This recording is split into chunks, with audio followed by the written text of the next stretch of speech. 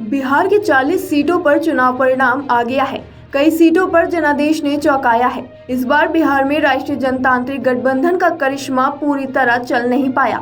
2019 में एनडीए को 39 सीटें मिली थीं। इस बार 30 सीटों पर ही संतोष करना पड़ा। वहीं पिछली बार मात्र एक सीट लाने वाले महागठबंधन को जनता ने 9 सीटें जिता दी।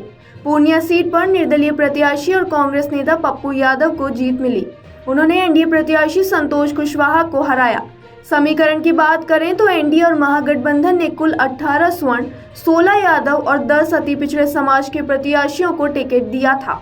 इनमें से 11 स्वर्ण, 6 यादव और 5 अति पिछड़े समाज के प्रत्याशियों को जीत मिली। किशनगंज और कटिहार से मुस्लिम प्रत्याशी जीतकर संसद पहुंचे। भारतीय जनता पार्टी के दिग्गज नेताओं को हार का सामना करना पड़ा। इनमें पीएम मोदी कैबिनेट के मंत्री आरके सिंह, पूर्व मंत्री रामकृपाल यादव, 2 बार सांसद रहे सुशील सिंह, बक्सर से पहली बार भाग्य आजमा रहे मिथिलेश तिवारी, सासाराम से शिवेर कुमार शामिल हैं। राजद सुप्रीमो लालू प्रसाद की 2 बेटियां भी चुनावी मैदान में थीं। इनमें से मीसा भारती को जीत मिली तो रोहिणी आचार्य को हार का सामना करना पड़ा। मीसा भारती ने भाजपा के रामकृपाल यादव को 85,174 वोटों से हराया।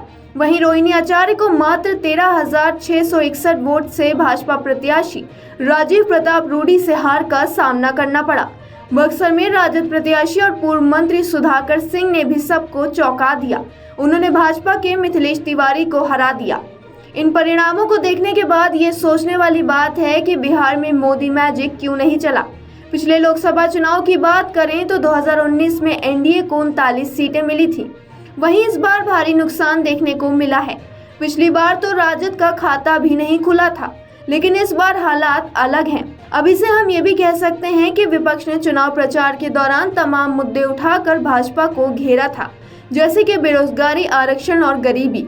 तेजस्वी ने मुकेश सहनी के साथ मिलकर 200 से ज्यादा चुनावी जनसभाएं भी की और इस दौरान जिस हिसाब से राजद के लिए लोगों में लोकप्रियता देखी जाती थी, ये एक अहम वजह हो सकती है कि बिहार में राजद का इस बार खाता भी खुल गया और मोदी मैजिक भी नहीं चला। वहीं कुछ और सीटों की बात करें तो काराकाट सीट पूरे चुनाव चर्चा का विषय बनी हुई थी। वजह थे पवन सिंह और एनडीए के उपेंद्र कुशवाहा। अब सवाल ये भी उठता है कि क्या काराकाट में कुशवाहा की हार का कारण बने हैं पवन सिंह। वरिष्ठ पत्रकार और राजनीतिक विश्लेषक प्रवीण बागी कहते हैं कि उपेंद्र कुशवाहा को हराने नहीं बल्कि खुद जीतने के लिए आत्मविश्वास में पवन सिंह वहां गए। उन्हें लगा कि 2 कुशवाहा की लड़ाई में वह अपनी राजपूत जाति समेत सामान्य वोटरों का साथ हासिल कर लेंगे, लेकिन यह नहीं हुआ। उन्होंने उपेंद्र कुशवाहा के वोट को ही काट कर जो हासिल करना था किया, जीत नहीं सके और उपेंद्र कुशवाहा की हार का कारण भी बन गए। वहीं पूर्णिया सीट की बात करें तो वहां से पप्पू यादव इंडी गठबंधन और भाजपा दोनों पर भारी पड़ते नजर आए हैं। पूर्णिया सीट से पप्पू यादव ने जीत हासिल की है। आप कह सकते हैं कि पप्पू यादव ने निर्दलीय प्रत्याशी के रूप में उतरकर भाजपा का खेल बिगाड़ दिया है। पाटलिपुत्र लोकसभा सीट पर भी मीसा भारती ने रामकृपाल यादव को मात दे दी है।